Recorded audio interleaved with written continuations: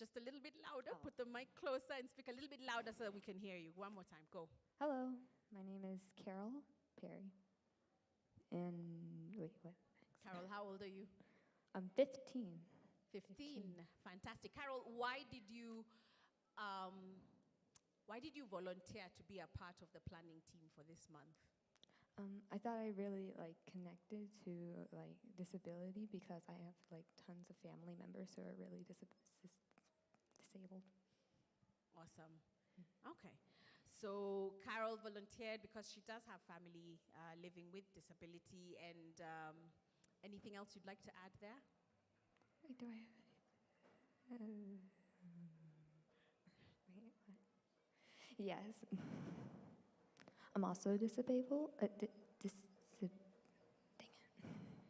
Yeah, it's okay, Carol. Yeah. I'm also disabled. I have autism. You might not really see it. Yeah. But, yeah. Yeah, so there's lots of people who are living, who have disabilities, but you do not see it. And people who fall on the autism spectrum, you may know one or two people. They may be in your schools, but you really do not see it. If we could put up some of the pictures on the screens that I shared with you guys, let me just share a few. Do you have the pictures, projection team? Do you guys know who this is? Somebody shout it out. Einstein, Albert Einstein, and we know him as the father of physics. Without him, we would not have refrigerators today. You'd be needing to buy food fresh every day and cook it immediately because you don't have a way of keeping it cool and, preserved. But Albert Einstein, guys, lived with a disability that you could not see with your naked eye, much like autism, which is a spectrum. It can be mild, it can be, classic, but Albert Einstein had dyslexia, and he didn't even speak properly until he was about 6 years old, you guys. You could not see it. Maybe he was a little eccentric. I mean, the hair. The hair tells it all, but you could not see his disability with your naked eye. And a majority of the disabilities that people live with are actually not visible to the naked eye. Let's go to the next picture. This lady is called Fanny Crosby. And maybe next Sunday we'll get to sing one of her hymns. But she went blind at 6 weeks old. And she, regardless of going blind at 6 weeks old, she wrote so many hymns, over 8,000 hymns, some of which you guys probably even sing. Let's see if you know a couple of them. Let me give you a pop quiz. Anybody know a hymn that goes along the lines of Blessed Assurance? You've heard that hymn before? It was written by Fanny Crosby. Anybody heard this hymn that has been translated?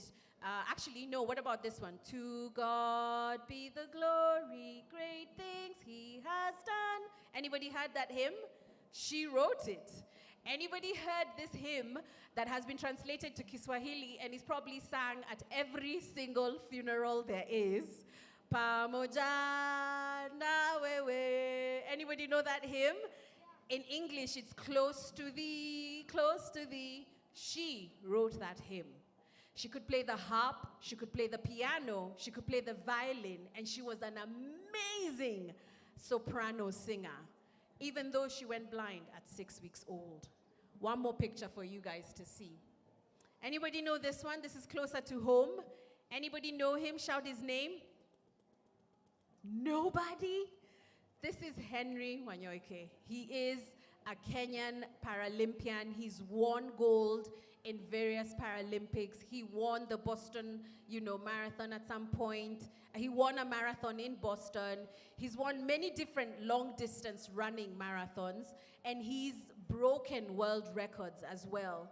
And he's done this even though he's blind. And so, guys, whilst many of us seated here might, even here in the audience, might be seated and are not quite looking like we're living with disability, not every disability is visible to the eyes. Collins, over to you. Introduce yourself and tell us a little bit about Light for the World and the work that you get to do. Thank you very much. Hi, my name's Collins Ombajo. I have albinism. Albinism characterized by lack of melanin in the skin, eyes, and hair. Melanin is responsible for the complexion one has. If you Kenyan, you Ugandan, you African, you have a dark complexion. You are European, the complexion you have has melanin. So mine is characterized by lack of melanin, and lack of melanin exposes the individuals to the ultraviolet rays of the sun, which with continuous interaction exposes individuals with albinism to skin cancer. Additionally, lack of melanin in persons with albinism causes visual impairment, and to a greater extent, most persons with albinism, actually 90% of persons with albinism have low vision. So that is the disability I have. I work with Light for the World, Light for the World Kenya. Light for the World is an international and non-governmental organization that is a disability and development organization. So in Kenya, we work closely with persons with disability, and especially young persons with disability, to support them live independently, grow, and also earn a living. So in this, we work closely with persons with disability to support them in gaining micro-entrepreneurship skills, and also access to employment, which are the big projects that we do in Kenya. So Light for the World International started by supporting persons with disability to access education, and also interventions on corrective disabilities. That is Light for the World. Thank you. Awesome. Let's give him a hand, and Carol as well. We have one more panelist. She was here, Tara. I was expecting you in second service, but Tara is with us as well. Maybe introduce yourself and maybe just tell us a little bit about what is your experience with disability, either directly or indirectly. My name is Tara. I'm 14, and my dad suffered a stroke like about 11 years ago. So I was like about 3, 4 there. Yeah. Awesome. So now let me jump into the questions because there's so many of them and we have 30 minutes to answer them. So I'm going to just throw them at all of you and try and answer it as clearly as possible, as quickly as possible, and as directly as possible. We promise this guy's realness. Like, we're just going to be real and raw about these conversations. We're not going to beat around the bush. We're trying to answer as many of these questions as possible. So let's start. Actually, one of them I felt would have been fantastic for you, Tara. Eek, did I lose it? Okay, so you said, Tara, that your dad suffered a stroke and as a result, experienced some form of disability, isn't it? What form of disability did your dad live with? In the beginning, he lost his ability to speak and his mobility. So he was not able, he was bedbound for some time, and he couldn't read, he couldn't write, he couldn't speak. So communication was a bit of a problem. Yeah. And your dad is a? Well, my dad used to be a manager in Barclays, Kenya. Yeah. And right now he's retired. He's semi-retired, still works a little bit, but yeah. Yeah.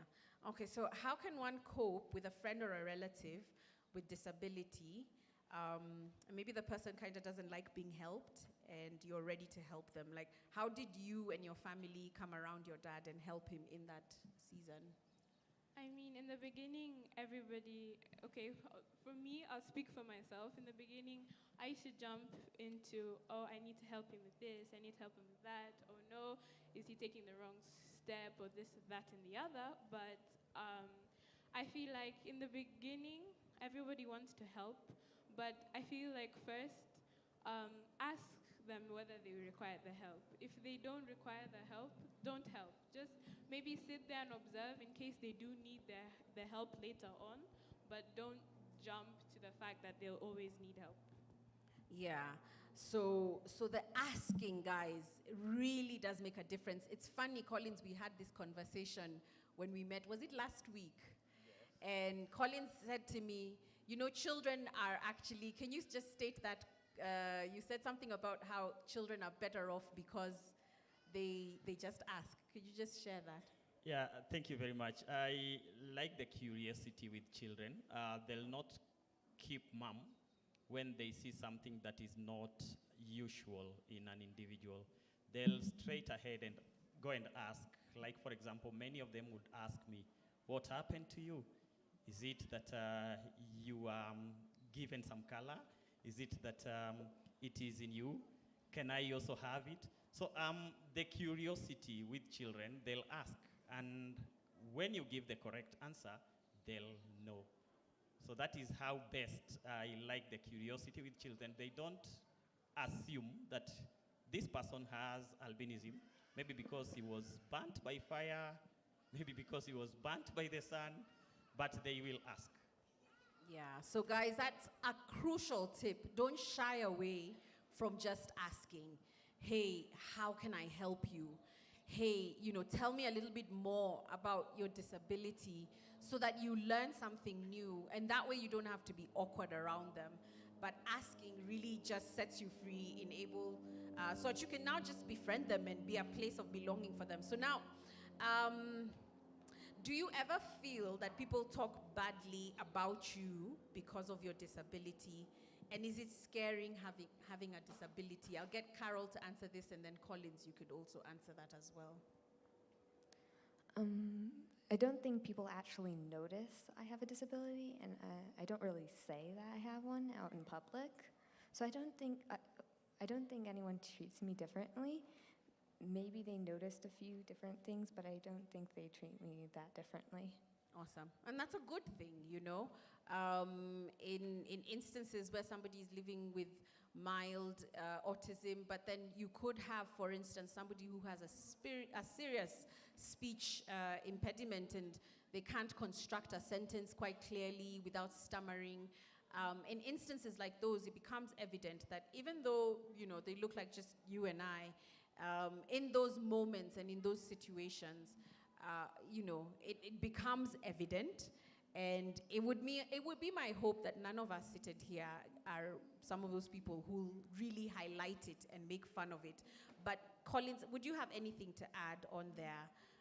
Do you ever feel that people talk badly about you because of your disability, and is it scary? Well, I'd start by saying that given an opportunity to acquire melanin today, I'd say no. Wow. I've lived as a person with albinism since birth. I've actually learned to adapt to having albinism and cautioning myself against exposure to the sun without proper protection. Well, people have talked. I've lived to adopt to their talking. It was too cumbersome when I was still a child. I didn't know what was the problem with me. Playing around other children, they would come, try pinching me, try to take away my cap, run with it, all those weird interactions. But after I realized that this is albinism through actually close interaction with my teachers, my parents, who explained every challenge that I had, to my understanding, I adapted to like doing self-advocacy, letting every other person who interacts with me, who questions my disability, on facts about albinism. So I actually learned to create awareness, to make everybody aware in my environment that I have albinism, I have low vision, I am not able to see far, I'm not able to see displays in class that are distant from me. So yeah, I adapted to it and it has become part of me. I'm proud of having albinism. And that's why I say, given an opportunity to acquire melanin today, I'd refuse. Yeah, and I know how many of us, if we would be honest, have looked at somebody with albinism, somebody who's blind, who's deaf, and you've sort of felt pity for them. I remember the first Sunday we took a poll on this, And a lot of them felt pity, a lot of them felt sorry. How would you rather we perceive you or people with disabilities? I like the question that came. Don't just stare, ask. It's something that the society we live in will never deviate from. You'll never find an inclusive, completely society that will understand you as a person with disability. So it's you to accept the challenge first and also go out there, let the people know that you have this impairment, which in interaction with the barriers in the society causes the disability that you have. So let the community understand that this is a disability and persons with disability may require some sort of support, and the support they require varies from one individual with disability to another. So yes, the best way is to have empathy in them, don't be sympathetic. And that again, in Kenya here, we are being accused of being too much sympathetic to the extent that we treat persons with disability as objects of charity, place them on the roadsides with the cobwebs to ask for handouts as if they cannot do any other thing that can generate resources for them. So yeah, we should not be sympathetic. We just give them opportunities to develop and to grow as individuals so that they can be independent. I know some disability severe that require high support, but this individual should not be looked at as an object of charity. Thank you. Yeah. And, you know, like the reality is, how many of you, perhaps even with your folks, when you're driving down Ngong Road, because there's a lot of them who turn up on your different roads in Lavington, in, you know, Kileleshwa, on Ngong Road, and we tend to look at people with disabilities as super poor, and, you know, maybe like they're not clever enough, they're, you know, and they are helpless and hopeless. And all they can do in life is beg. And somebody here is asking that, you know, if someone is disabled, are there actually opportunities for them, and would God want them to do ministry? I know you can maybe give us the story of your dad, and equally, because Light for the World has stories of how they empower people with disabilities to work. We could also hear some of your stories from Light for the World, but what do you think, Tara? Yes, they do, because I'll take my father right now, because my dad still works, my dad still provides, because I know a lot of the time, I would say even for me in the beginning, I would always wonder why my dad's not like the rest of the dads. How comes my dad can do this, my dad can do that? Or I had this thing of I wanted my dad to be this, but he was already that, but in his own different way. So yes, they do minister because they're abled in different ways, as you said. Because you can't expect everyone to be the same, otherwise we'll just be living a very boring life. Yeah, thanks for that, Tara. And maybe fill in a bit about what you've seen through the work of Light for the World, Collins. You know, just various individuals with disabilities making a living and living lives of purpose. You can give us a few examples of those? Yes, there are opportunities for persons with disabilities, starting from education. Education is the best, say, inheritance that our parents can ably give us by taking us to school. So persons with disability also have a right to go to school, acquire knowledge, and actually through acquisition of knowledge, you can be able to depend on yourself away from your parents. So there are schools that have adapted learning facilities for persons with disability. I saw some people covering their eyes with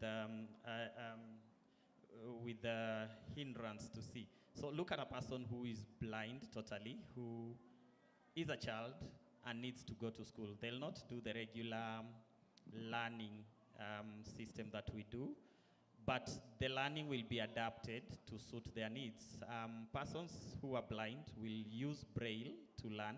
Braille is learning by the sense of touch. You read through your hands. You write on a braille that tend to poke on the paper so that it protrudes outside, so that when you touch, you can feel this is letter A, this is letter B, and that is how they learn. We have people who are blind and have gone through such system, and now they are teachers, they are lawyers, they are independent, they live independent life. So there are different adapted methods of learning to suit different types of disability. The deaf can learn through sign language. I saw someone who was mute here. I was curious to know how they'd speak, but they'll need assistance of a sign language interpreter to be able to communicate with those that do not use sign language to communicate. So that is the system they learn through. People with autism, people with cerebral palsy also require some adapted methods of learning so that they can acquire the knowledge, they can be able to grow and seek employment in the future. So yeah, there are opportunities for people with disability. There are opportunities in the church for persons with disability to be able to minister. I've come across a deaf pastor who is quite interesting, who can make you change and follow the right way of God. Thank you. Awesome. Thank you, Collins. Maybe I'll throw this one to Carol. Bullying. Anybody in your schools ever encountered somebody with disability being bullied, or, you know, because they have a family member with a disability, they were bullied? Anybody? Yeah? What do you think, Carol? How do you think we can overcome bullying or discrimination of people with disabilities? What can we do as teens when we encounter it? What suggestions would you have? I would like to give an example, if I may. At my school, there's this boy with autism as well, but on a higher level. So he's, whenever you say certain words, he'll start like chasing you around and trying to attack you. So people will just say that word in front of him just for fun, and like, you can, when you're in your class, you could hear like footsteps, and the teacher's saying, stop doing that, it's not right. It's not really fun, especially for him. Like, you're technically aggravating him. So I think people should know, like, when to stop, just when to stop. Yeah. Personally. Yeah. So one, two things you've said: know when to stop, but at the same time, do not aggravate them. If you know that this thing, results in a certain response, why would you do it? You wouldn't want that done, even though you are not living with a disability. So why would you do it? I want to talk terminologies. Some of us shy away, and I know you guys have heard all sorts of statements and phrases and ways of talking about disability. Now, we have, if you didn't already know, in Kenya we have a Persons with Disability Act. Was this in 2013? 2003 actually is when it was passed, and it came into being as a nation. And some of the things that it did stipulate is, and we talked about this in the first Sunday, remember we said that everybody has rights, but people with disabilities have additional rights because of the disabilities that they face. And not just those additional rights in the Persons with Disability Act, for instance, in Kenya, but even the Bible gives people with disabilities additional rights. And something that people keep shying away is, oh no, don't say disability, don't say person with a disability. Anybody gotten that? Say differently abled. Say, what are some of the other terms that you've heard? Don't say, say special needs, say additional needs, don't say handicapped, that's bad, that's discriminatory. Say, handy-able or something. There's just so many different phrases and terms that people use, And we are getting lost in it because now we're not even talking about it anymore because you're like, I don't want to say the wrong thing. You know, I don't want to say a term that I'm going to be judged, that I'm being mean. What, you know, don't say blind, say visually impaired. Don't say deaf, say hearing impaired. You know, don't say, you know, there's just so many other, you know, other softer ways of saying these things, and we don't know what to say. Can we say blind? Can we say deaf? Can we say disability? Or what's the best way of addressing someone? And I'm seeing some of our other panelists are here. Mary and Naftali, you can come on up. I'm seeing Sandra as well is here. You could come on up as well. We did have seats for you. Let's just clap for them. But even as they can weigh in on this, but Collins, tell us, language, we don't know what to say and how to say it, you know. How should we, what terms should we use, what terms should we not use? Thank you, and I'm glad that this question comes as Sandra comes to the front. Sandra works with the United Disabled Persons of Kenya, Disability Federation Organization, the umbrella body of organizations of persons with disability. We cannot shy away from the fact that we have disability. We actually have to show the world that this is a disability and it's not something else, because when we say differently abled, we are like targeting a larger population away from the persons with disability themselves. Persons who are gifted and talented are differently abled, right? Persons who can, say, draw very well, those artists, those are the abilities that are not like common to everyone. So those are the different abilities that individuals have. It doesn't directly refer to persons with disability. So yeah, disability can never be something else. Disability is not a sickness, it's not a disease, it's something in an individual, and that's why we also deviate from the fact that we term persons with the disability as persons living with disability. It directly means that disability doesn't have a life. It's in an individual. When you are an amputee, you've no, say, legs, for example. There's no way that the legs will slowly grow or the legs will slowly disappear. You are an amputee. The legs have been amputated. They'll never grow. They'll never continually disappear. So yeah, that is an impairment in an individual. A problem, an impairment is actually a problem with the body structure or function. For example, you cannot hear. There's a problem with your ears. So you need to adapt to other ways of communication, and that is the sign language interpretation. So yes, disability is just that, which is an interaction between an existing impairment in an individual with the barriers in the society. Like, for example, a person who is on a wheelchair wants to come to the frontier. There are no like ramps, there are only stairs. Will they be able to wheel themselves to this upper level? They won't. They'll maybe be lifted, they'll maybe be carried around to be able to reach this level that we assisted on. So that's why we have to like come up with adaptations to ensure that persons with disability can be able to participate like any other individual. And it's good that you brought the fact that the Disability Act of 2003 came to place to support acquisition of rights to persons with disability. So in engaging persons with disability in the society, we should treat them as people with rights holders, away from looking at them with sympathy and addressing them with charity. So yeah, I'd maybe love Sandra to speak more about the terminology and rights of persons with disability, maybe if you... Yes, please. Welcome, Sandra. You can introduce yourself and tell us a bit about it. We're talking about terminology. and we're just saying how there's so many different terms. And you know what? I'll admit, you guys have heard me this morning saying person with disability and sometimes say person living with disability, haven't you?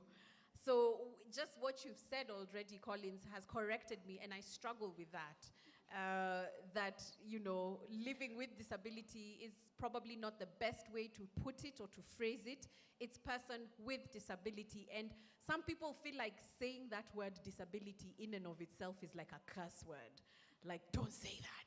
You're being mean. But what I think Collins has just said in a nutshell is that it's not bad to refer to them and to refer to it as a disability because it is what it is. But Sandra, please introduce yourself and then just educate us a bit more about the language to use so that we stop being so awkward around it.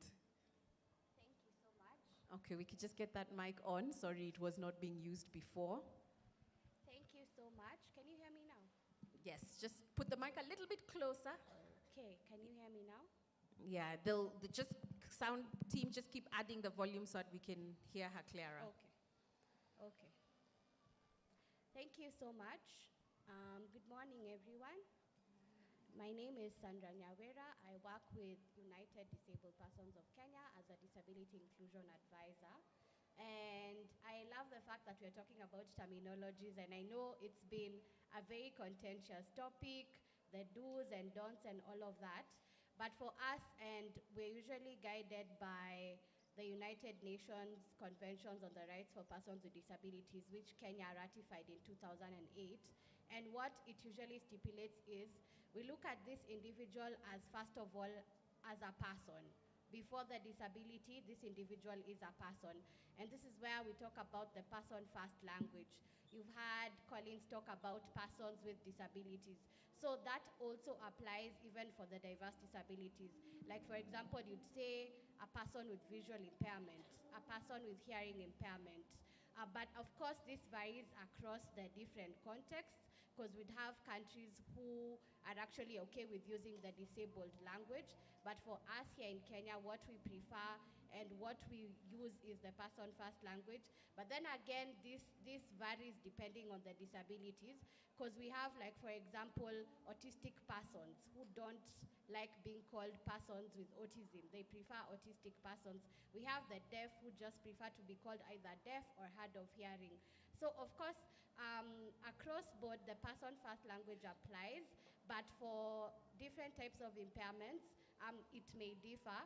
And what we usually advise is it would be good to, first of all, ask the individual what they would prefer to be termed as before actually calling them, so that you're very sure this is what this individual prefers to be called. But I think generally the person-first language applies. Yes. You guys, is that helpful? Yeah. Person first. So see them as a person, and we talked about that all of us are created in God's image first. And as you're just speaking about that, guys, did you notice we got a ramp? Had you ever seen that before? It was built last week. It was built last week, and somebody's just asked here, you know, how do people in wheelchairs use stairs if nobody is near? And let me throw this to Naftali and Mary, because they're here with their son who is a wheelchair user. What has that been like for you? What has your experience been like as a family when you encounter places that, you know, it's difficult for access for your son and for you guys as a family, even as you introduce yourselves and your son? I will introduce us. Can you hear me? Yes. So my name is Mary, and this is my husband, Naftali. We are Naftali and Mary Odhiambo. Our son, David, who is seated at the back, he's a wheelchair user, has a condition which we call cerebral palsy, okay? And yes, David has two other siblings, Joshua and Elisheba, who are also seated with him. So, to respond to your question, it is challenging when we go to places that don't have lifts or ramps, and they just stairs. And so what we've had to do in the past is we carry him. I remember one of our relatives lived in, I think, on the 4th floor of a flat. And so whenever we would visit them, you have to start thinking about the logistical details. But when we get there, we have to make trips. So one of us will carry David all the way up, and then the other one will carry the wheelchair. So it's not easy. And but before we were thrust into that world, we wouldn't have noticed it because we didn't have someone in our lives who uses a wheelchair. And so nowadays we really appreciate the efforts that institutions or buildings make, when they have lifts or they have ramps that make it easier for us to access. Yeah.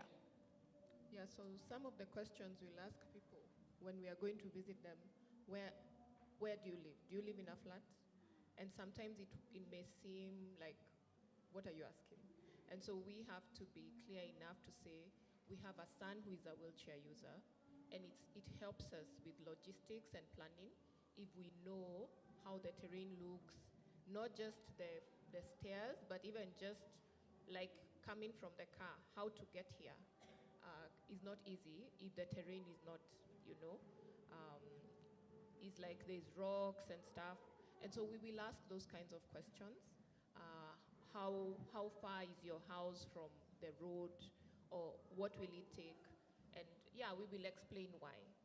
And so those are some of the challenges. And so yes, there are places we do not go because access is really hard. And so sometimes it's too much work, but we try as much because David is a person, like you've been taught over the weeks. David is a person who needs to be socialized, to interact with his relatives, with his friends, to go to church, to go everywhere we go. So sometimes we have to do the difficult work of going anyway, and it takes us a bit more time. Yeah, I think I mentioned to you guys that I have a brother-in-law who's a wheelchair user, and he's actually the head of pharmacy at Nairobi Hospital. And, the reality is some of you seated here one day want to be architects. Anyone who wants to be an architect, an engineer, by a show of hands, let me see you. Put that hand straight up. I want to see it. Any architects or engineers or people in construction or real estate, let me see your hands up. In develop, fantastic. This is a challenge to each and every single one of you, that you are growing up and you will one day be designing and building the buildings and the houses and the skyscrapers of this nation. The Persons with Disability Act 2003 actually stipulated that any building that is above, is it 2 stories? Yeah, maybe we could just, do we have a spare mic? Yes. Any building that is above 2 stories should have a lift. Maybe tell us a bit more about that. Yes, the Disability Act of 2003 is a standard guide nationally that enforces the design of buildings. It's an act that influenced the creation of the National Council for Persons with Disability, who are mandated to assess any public building to ensure that they are disability compliant. So by being disability compliant is that the buildings, if they do not have lifts, they must have ramps that are standard to ensure that any wheelchair user can easily access the upper buildings with minimal strains.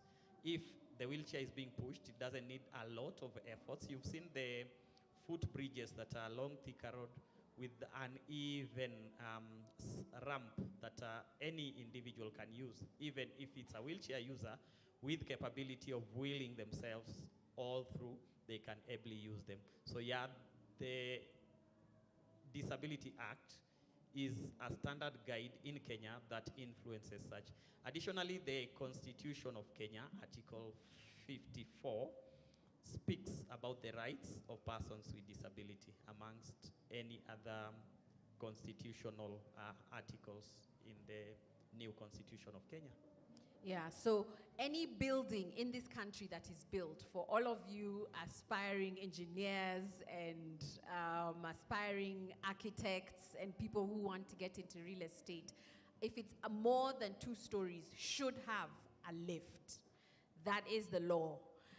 You should have ramps. You should have handrails because they help you, to use the handrail to guide you. You should have, and the ramps should be, they shouldn't be so steep like it's a roller coaster. They should actually be safe. You should have accessibility toilets. And if I was to ask you, how many of your schools actually provide for all of this? Maybe a minority of our schools have this. But even as you're thinking about your future one day in your career, if you're going to get into these careers, these are some of the things we hope that you would remember even as you go out there. Now, so many people have asked questions about the deaf and the blind. So Sandra, let me just ask you this. Somebody's asking, how do blind people walk? And another question on here is, who helps the blind? And how does it feel to be blind or to be deaf or to be in a wheelchair? And how do you communicate? I'll give those to you, Sandra, and then I have a couple of questions for Mary and Naftali. Okay, thank you so much for those questions. So maybe first off to start by putting it out that I have visual impairment. And it was acquired at the age of, I was around 10.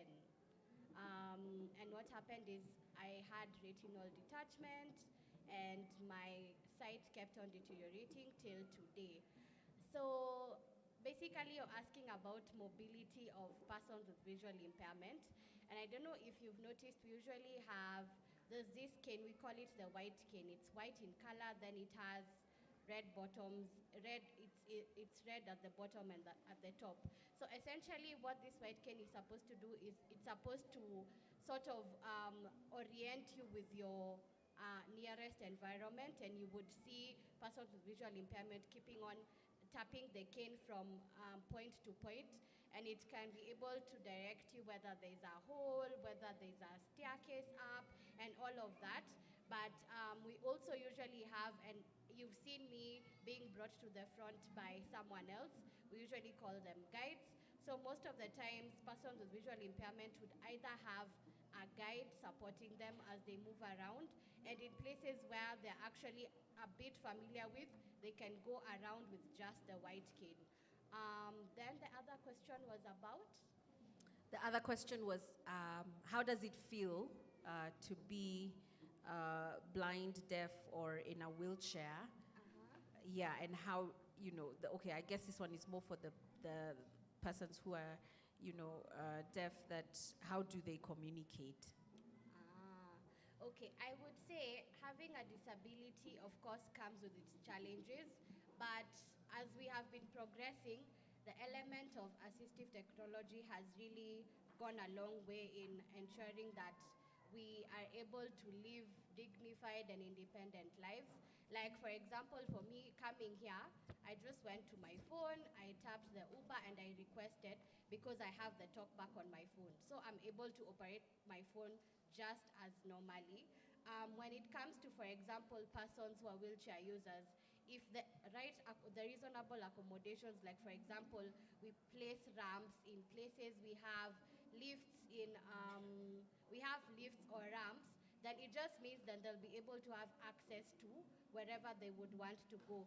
So essentially, and even this applies even for the deaf, when we have aspects like the sign language interpretations, when we always ensure that we have video captionings for all, and everything that we're doing is in formats that the diverse disabilities can be able to access, all this then makes life very easy for persons with disabilities.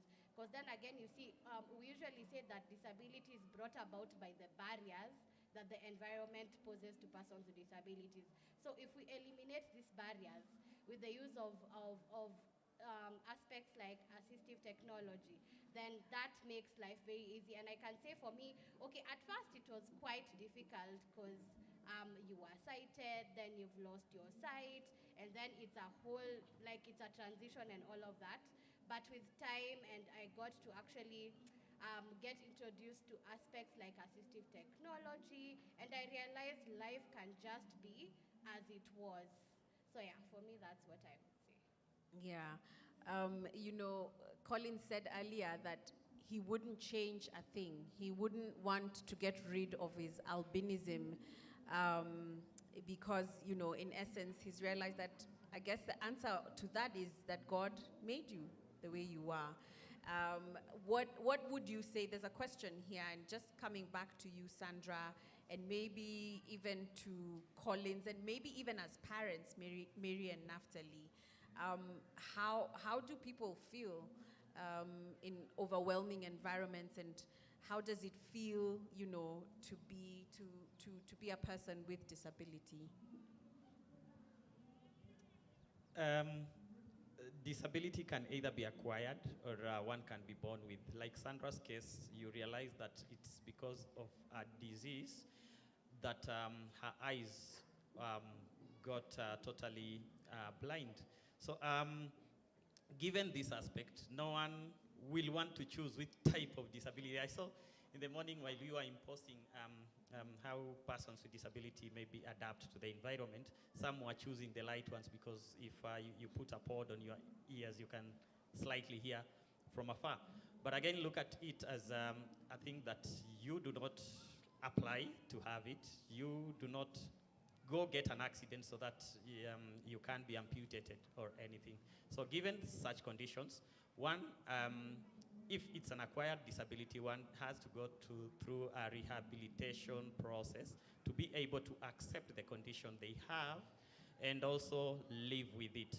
So that is a process that one has to go through, be talked to, be counseled, be taken through maybe a medical process that can be able to support your acceptance. But again, when one is born with a disability, they grow with it, they live, they learn to adapt to the various models of interaction, and then it becomes part of you.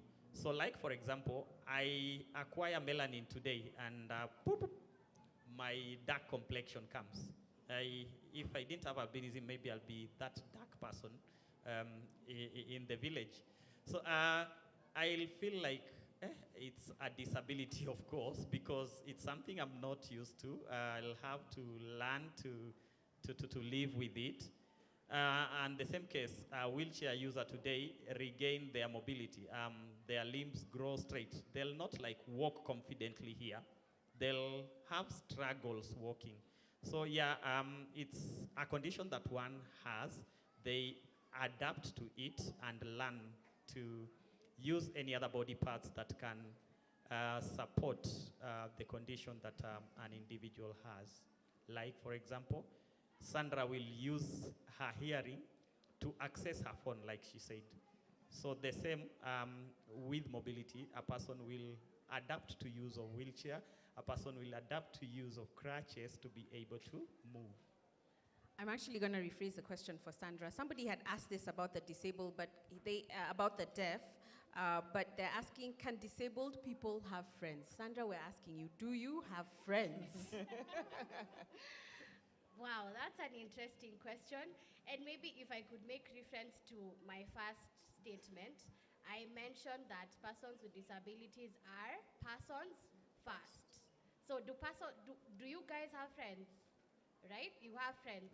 So persons with disabilities are people just like any other. And the only challenge is there could be a lack of functioning of a certain body part, but every other thing stands. Every other thing stands. I have many friends. Most of them actually don't have disabilities. Friends that have, and of course, throughout my journey, especially when I was losing my sight, I did lose a number of friends, and most of it was attributed to the fact that people didn't understand, okay, now you are seeing, now you're not. How do we now interact with you? How do we go play? How do we go out and all of that? But I think throughout the journey, and for me, I'd say, in terms of the question you also asked, and Collins has responded to it, I'd take disability and disability inclusion is a journey. I still get people who would stop me on roads and ask me, mbona umeshikwa, you know, because my eyes haven't like closed, so you wouldn't really tell unless you see me being guided, and most people would assume like maybe I'm sick. So you'd still get those questions of why you being held, why aren't you, and why, and all those. But I think I've taken that as a point of creating awareness. At first, it used to really bother me, and I really used to get annoyed when everyone is just looking at you like some, you know, like it's something out of this world. But these days, I usually take it in so much. I'll take time. You ask me a question in town, and you really want to know a bit, I'll take my time and answer you why I'm being held. And I think that it's a form of creating awareness so that the next time that person will not ask another person why that is happening, and that person will also educate other people. So yes, at times it can get overwhelming. The comments can be a bit, can take you off kiasi, but it's always just looking at it from the positive aspects. But persons with disabilities are persons. We have friends, we go out, and we have social lives just like any other person. So yes, you can be a friend to a person with a disability. And these questions, there's just 4 more questions that I'm going to ask as we are concluding. These are all related, and I'll hand it over to Mary and Naphtali. Somebody's asking how and why are people born with disability, but I think it's connected to actually leave that one out. Maybe answer, why did God make the disabled? We've learned about that language. Why does God make some disabled and others not? And how can we handle the people who have disability? Is it God who created them, or is it because of their sin? So basically we're asking, is God in any of this? Was God involved in creating people with disability? And we'd answered this in one of the sermons, but maybe as parents, because I know you probably went through a journey of your child has been born with disability. What was that journey for you guys as parents? And how, because I know you're also believers and you love God, how did you guys answer this question, and how can you answer it to us? Let me start. There's our son David, let me refer to David, who was born with cerebral palsy. Why would God allow for David to be born with cerebral palsy? And what is the definition? The very simple definition is cerebral palsy is damage to the brain. And different people have, some of it is severe, some of it is mild, some of it affects different parts of the brain. And so you will see a person with cerebral palsy who, our son David does not yet have external speech. He is not able to walk. And so we have to help him with every activity of daily living, which means feeding him, changing his, if he soils his clothes, we need to change him. We do everything for him, lift him from his bed, put him on his bed, put him on a chair. So we do many things for him. Yet he has friends, and we have friends who have children who have cerebral palsy who have speech. Or we even have friends who are grown-ups and have lived with cerebral palsy and have speech and are able to walk to a certain extent. And so, depending on the extent of the damage to the brain, that's the extent to which a person who has cerebral palsy is affected. And so the question is, why would God allow that? For us, we believe it's for his glory, for people to see that everyone, some of the questions I have asked myself, is there anyone else who creates? You know, those days you're troubled and wondering, is there any other person who actually creates people? And so that they created David, and then they created our other children, Joshua and Elisheba. So those are some of the questions I've asked myself. And every time I ask that question, the answer that I had, because for me the Bible is my final authority in terms of truth, the answer is that people with disability are created by God, and God allows it for his glory. And when I answer the question, is David a gift from God? David is a gift from God. When I think of Psalm 27, he's a gift and a reward that we have been given by God. And so, yes, people with disability are created by God, and God has allowed it to show his glory. You will need to live with someone who has a certain disability to understand the giftings, just like all of us have giftings, abilities. There is one sister of yours or brother who does things a certain way, and you identify them. This one does this well, this one does this differently. Even in our house, we are able to identify what David does that is different and is special. One of the things is just his smile, okay? The last time I was sharing with parents, his brother Joshua told me to make sure to tell people how big a smile that David has and how he always has that smile, okay? The other thing we tell people that they may not know because they do not live with David is that David has a very high sense of hearing. When someone is passing, David will turn. He'll turn, and you'll be like, David, what have you seen? And you have not seen anyone. And then after a few minutes, you will see someone pass. That means David had that person from very far. If Daddy is driving into the compound or walking into the compound, our house is on the ground floor, but yeah, you have to come from the gate. Let's say the gate is where the swings and the slides are, and David will know that Daddy has come. And even the people who help us with David will tell you that when Daddy comes, David will make certain sounds. And then after a few minutes, you will see Daddy at the door. How do you explain that? There are many things. And so when those are the things that make us know and be sure, even when we know, be sure that David was created by God and for a purpose. We don't know all of it. And so you're wondering, so how has it always been that clear? No, it has not always been that clear. We did ask ourselves questions initially. How are we going to do this?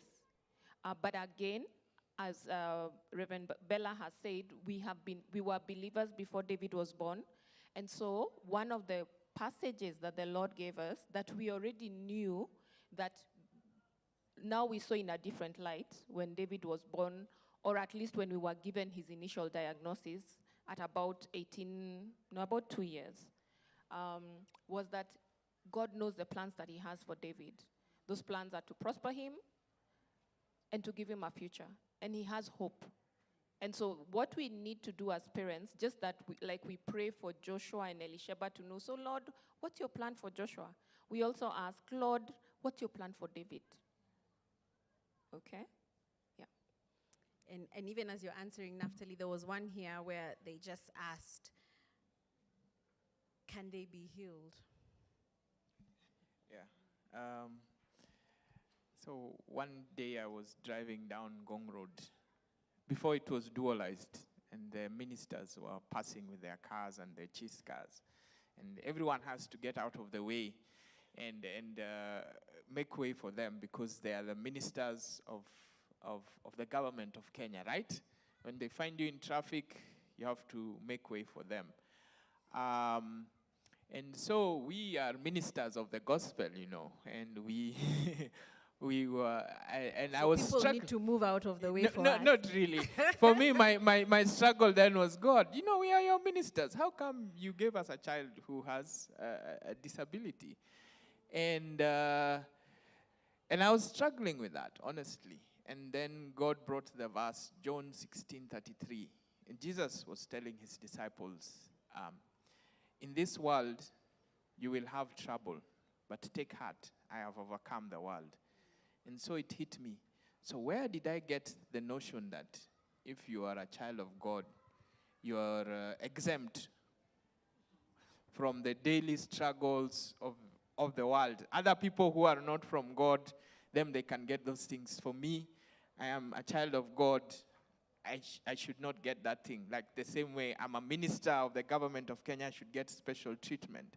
And so God helped me realize in that verse, John 16:33, it was his parting shot to his disciples. He told them, in this world you will have trouble, but take heart, I have overcome the world. And so God has not promised us a trouble-free life.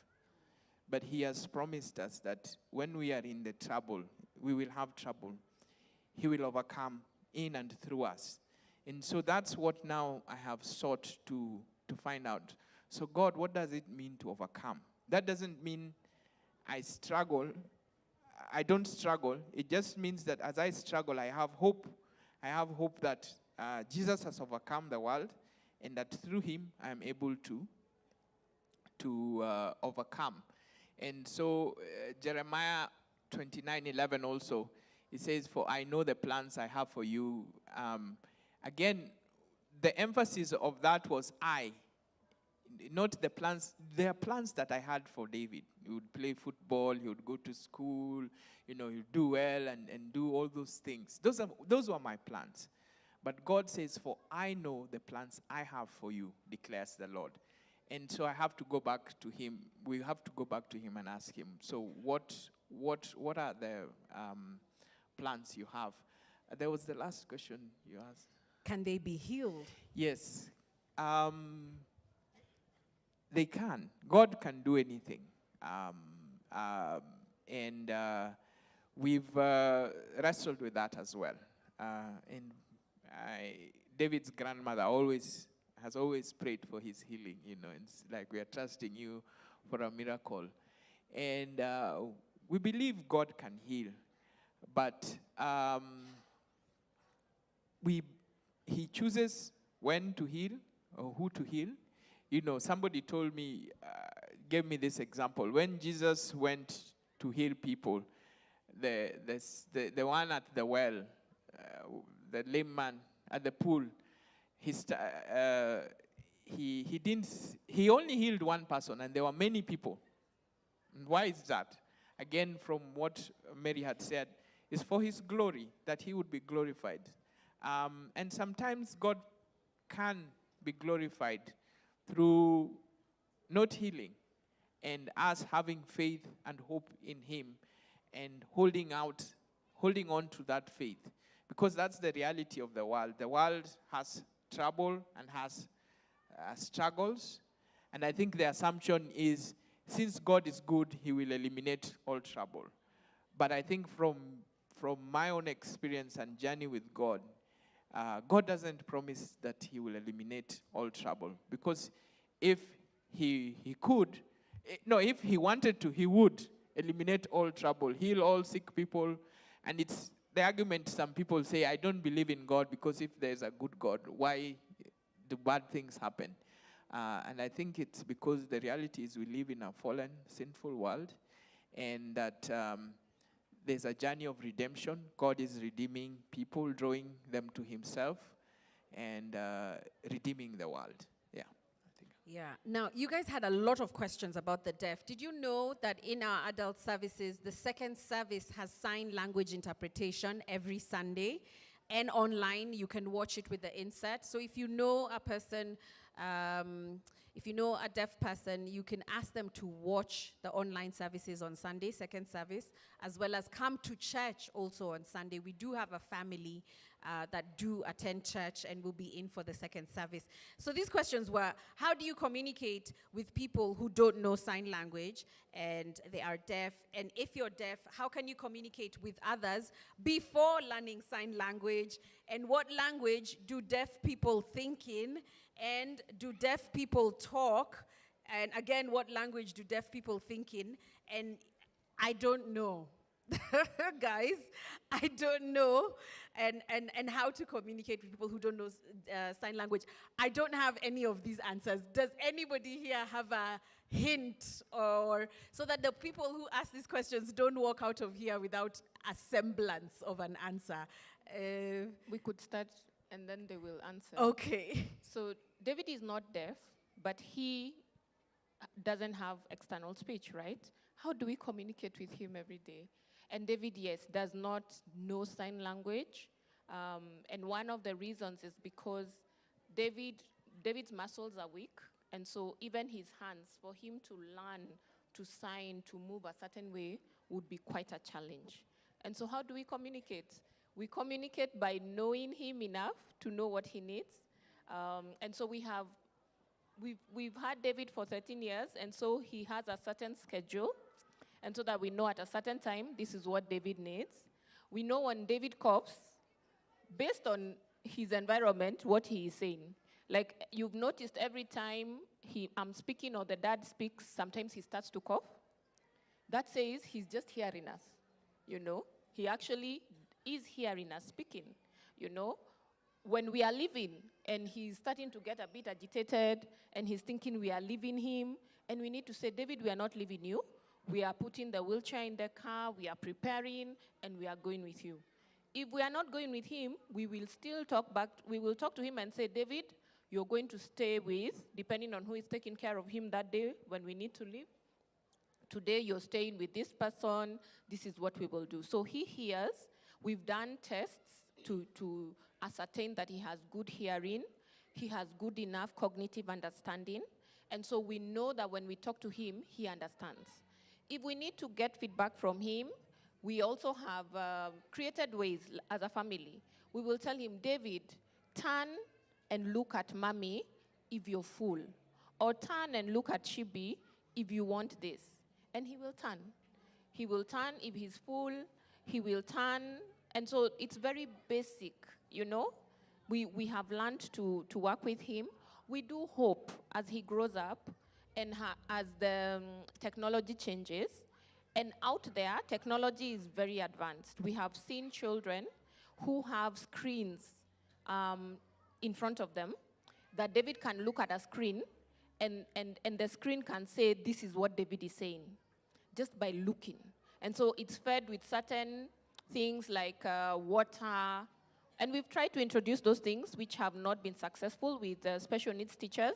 But we've tried a few things. But there are things like they'll feed a screen with things, and then David will look at that screen, and then it will come up audibly and tell us, David is saying he wants water. Because he can look at the cup. He can look at a spoon and say, I am hungry. So we do hope, we have a lot of hope that we would get there. But even if we do not, we as a family are constantly figuring out how to communicate with him. That's fantastic. Thanks for sharing. Collins and Sandra, did you have, I thought one of you had something to add to that. Maybe in addition to that, and there's a lot of interest around the deaf, just to mention, there are usually alternative forms of communication, because I know even if someone does not know sign language comprehensively, then there's always the option of writing whatever you want to say. Then this person is able to read it and communicate. Then there's also just basic sign language. And I know we use a lot of gestures even within our own communications. So just having like basic sign language and complementing that with the written speech is also an option. So maybe if Collins, you would add if you have any. Yeah, thank you. Over and above the adapted modes of communication, and I like how David's story puts it. In Kenya, when communicating to the deaf, we use Kenyan Sign Language. Sign language is the third national language in Kenya, which is popularly used by the deaf. So in Kenya, there is Kenya Sign Language. It varies in different countries. Like Uganda, there's Ugandan Sign Language, and there is the international sign language. And so when communicating to the deaf, you communicate through sign language. It doesn't matter that you don't know sign language. And Reverend here said that in the second service, there's usually a standby sign language interpreter to be able to pass the communication to believers who are deaf in the church. So yes, there are different modes of communication, and I'd like again to quote people who are deaf-blind, for example. There are people who have deafness and then they have blindness. How do they communicate? So their communication is basically through tactile communication. Tactile is by touch. You can many a times see them holding hands with their interpreter so that they pass the communication that is being passed directly to them. So yes, they are Awesome. adapted types of communication. Just to quote from the Bible on who made people who have disability. God in Exodus chapter 4, verse 12, speaks of the fact that he is the one who created persons with disability. Yeah. So he created them in his own image. Yes. He gives examples of persons with disability and says that he is the one who has created them. And in Luke chapter 4, verse 48, additionally, God expects that we have much, like for example, abilities, to support those without abilities, those with disability. Yeah. Like for example, we can help them wheel their chairs, we can guide them, we can interpret for them, and we can be their friends. Thank you. Amen. You had something to add even as we're closing? Yep. No, just recently we needed to give a lift to someone who was deaf.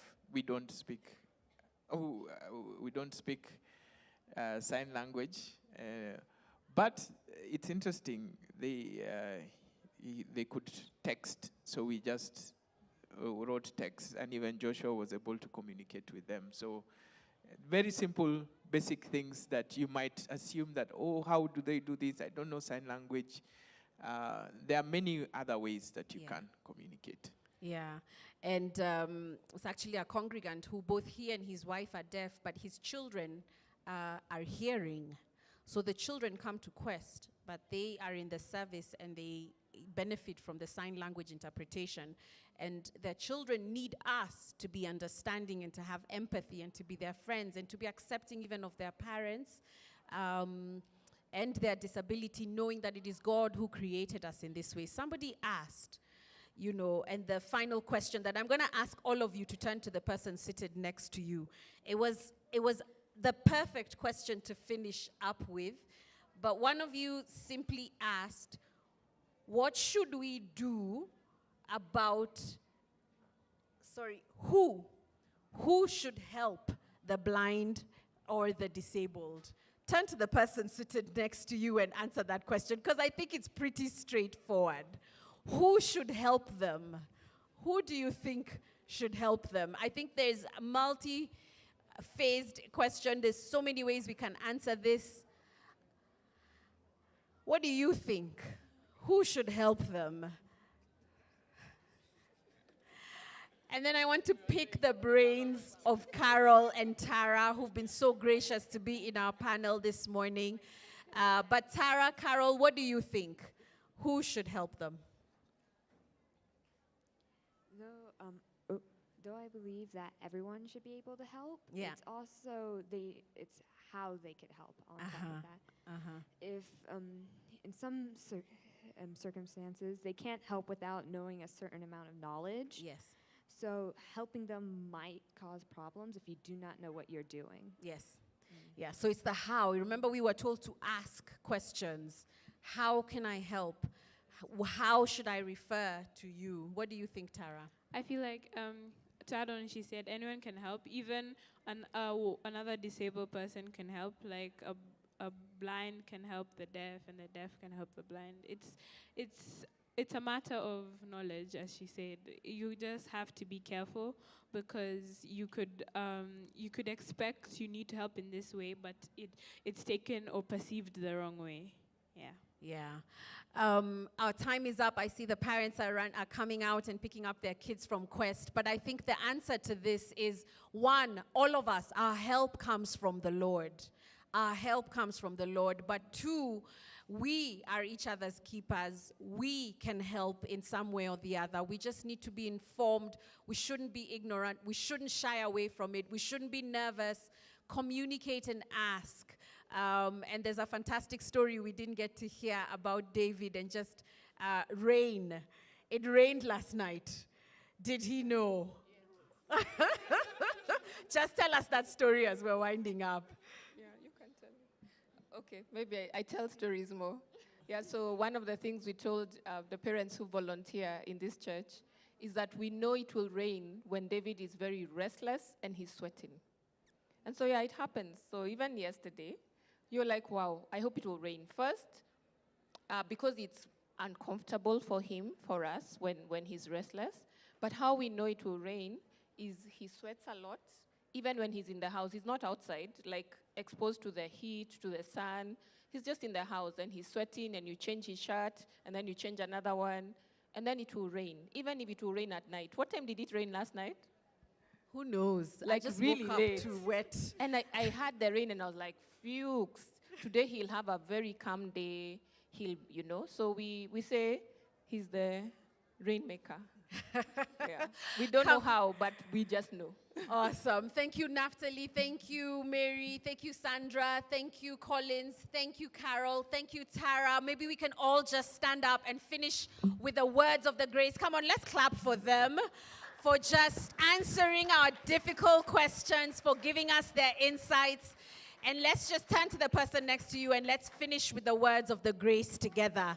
And may the grace Of our Lord Jesus Christ and the love of God and the fellowship of the Holy Spirit be with us now and forevermore. Amen. Thank you so much, XP. Go out there and have empathy, be people who befriend and create spaces of belonging for people with disabilities. God bless you.